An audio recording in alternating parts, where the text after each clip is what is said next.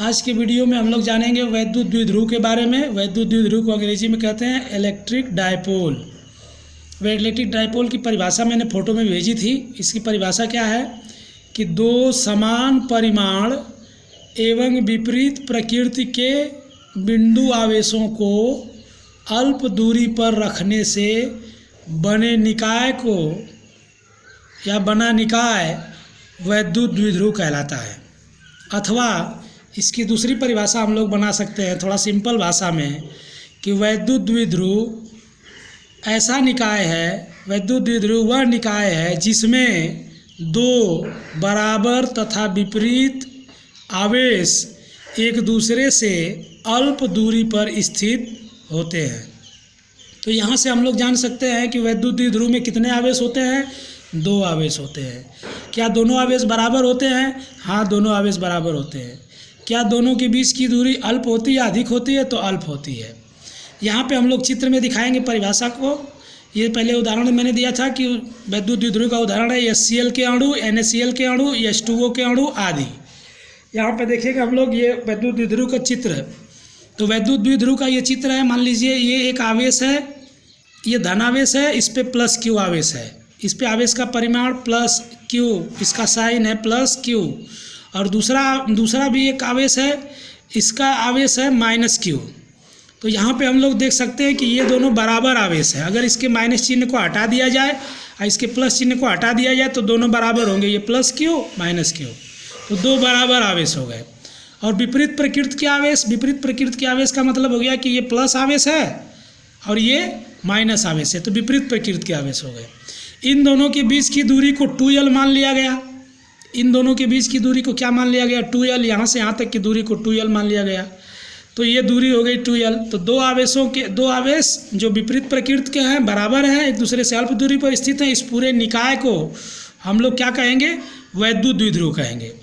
ये वैद्युत द्विध्रुव का मिडिल पॉइंट है। मिडिल पॉइंट से यहाँ तक की दूरी को L लेंगे, स्मॉल l, और मिडिल पॉइंट से यहाँ तक की दूरी को स्मॉल l लेंगे। ये वैद्युत द्विध्रुव हो गया।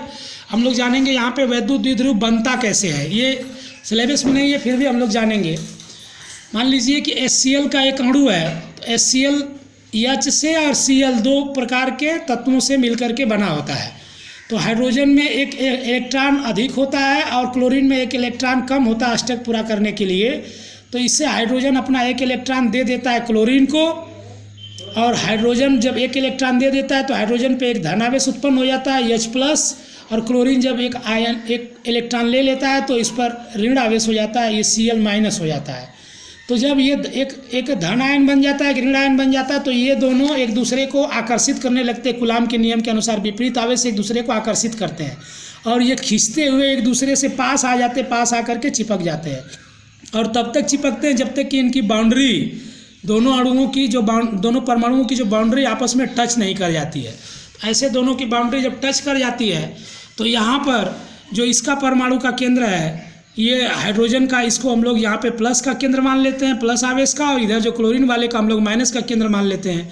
तो यहाँ पे प्लस आवेश का केंद्र मान लेते हैं, यहाँ पर माइनस आवेश का, और दोनों के बीच एक निश्चित दूरी स्थापित हो जाती है, ये 2L बन जाती है। अब क्या होता है कि ऐसी स्थिति में जब ये दोनों मिल करके एक अणु बन जाते हैं, अणु बनने के बाद अगर हम हाइड्रोजन को खींचेंगे तो इसके साथ क्लोरीन भी मूव करेगा, दोनों एक साथ अणु बन जाते हैं। और इन दोनों परमाणुओं के बीच एक निश्चित दूरी हो जाती है। इस पे एक धन आवेश है, इस पे एक ऋण आवेश। तो दोनों मिल करके एक ऐसा कॉम्बिनेशन निकाय बनाते हैं जिससे कि हम लोग वैद्युत द्विध्रुव कह सकते हैं।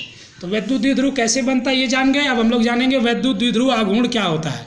तो वैद्युत द्विध्रुव आघूर्ण का कुछ पहले समझते हैं। परिभाषा मैंने भेज दी है, ये केवल समझते हैं क्या है वैद्युत द्विध्रुव आघूर्ण। तो मान लीजिए कि ये वाला एक धन आवेश है, प्लस Q आवेश इस पर है, और ये दूसरा है ऋण आवेश है, एक माइनस Q आवेश है। इन दोनों के बीच की दूरी 2L है, अर्थात एक वैद्युत द्विध्रुव है। ये वैद्युत द्विध्रुव बनाता है। तो वैद्युत द्विध्रुव बन गया। वैद्युत द्विध्रुव को हम एक वैद्युत क्षेत्र में ले जाके रखते हैं। यहाँ पे जो डायरेक्शन दिखाई गई है वैद्युत क्षेत्र की डायरेक्शन है, एक समान वैद्युत क्षेत्र में। तो वैद्युत एक समान क्षेत्र, ये जो डायरेक्शन दिखा है एक समान वैद्युत क्षेत्र है। तो वैद्युत क्षेत्र में जब इसको रखते हैं तो इस पर जो धन आवेश होता है, धन आवेश पर एक बल लगता है वैद्युत क्षेत्र की दिशा में।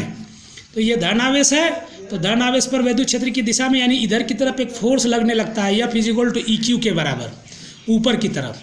और जो ऋण आवेश है, ऋण आवेश पे एक बल लगता है जो कि उसके विपरीत दिशा में, वैद्युत क्षेत्र के विपरीत दिशा में, यानी F=EQ नीचे की तरफ लगता है। तो एक बल ऊपर लगता है, एक बल नीचे लगता है।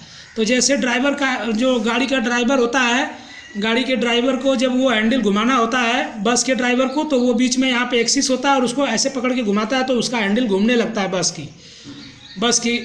की जो ड्राइवर है उसको हैंडल को घुमाने लगता है।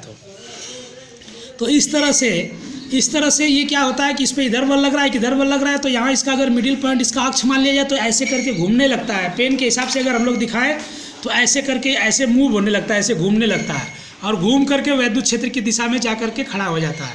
ठीक है, तो इस तरह से अगर हम इसको तिरछे में रखते हैं तो तिरछे से भी घूम करके ऐसे आ जाता है। इसका मतलब यह है कि जब एक वैद्युत द्विध्रुव को किसी वैद्युत क्षेत्र में रखते हैं तो उस पर एक बल लगता है, यह बल उसको घुमा करके क्षेत्र की दिशा में ले आता है। इस बल को ही, जो घुमाने वाले बल है, इस बल को ही हम लोग वैद्युत द्विध्रुव आघूर्ण कहते हैं और इसको कैपिटल P से डिनोट करते हैं। P एक सदिश है, इसकी दिशा ऋण आवेश से, ये ऋण आवेश है, ऋण आवेश से धन आवेश की तरफ होती है। तो ये ऋण आवेश है यानी इधर से इधर होगी इसकी दिशा। ये चित्र बना है जो तीर में इसकी दिशा को दिखा रहा है। और इसका मान, वेक्टर P का मान Q/2L, Q का मतलब किसी भी एक आवेश का परिमाण, चाहे इसका परिमाण में माइनस प्लस नहीं लिखेंगे, Q लिखेंगे। और ये इन दोनों द्विध्रुवों के बीच की दूरी को 2L लिखते हैं। तो P बराबर होता है Q/2L। इसका मात्रक हम लोग यहाँ से लिख सकते हैं, Q का मात्रक कूलाम, L का मात्रक मीटर, तो इसका मात्रक हो गया कूलाम मीटर। ठीक है, ये इस वीडियो में बस इतना ही, अगले वीडियो में बाद में बताया जाएगा।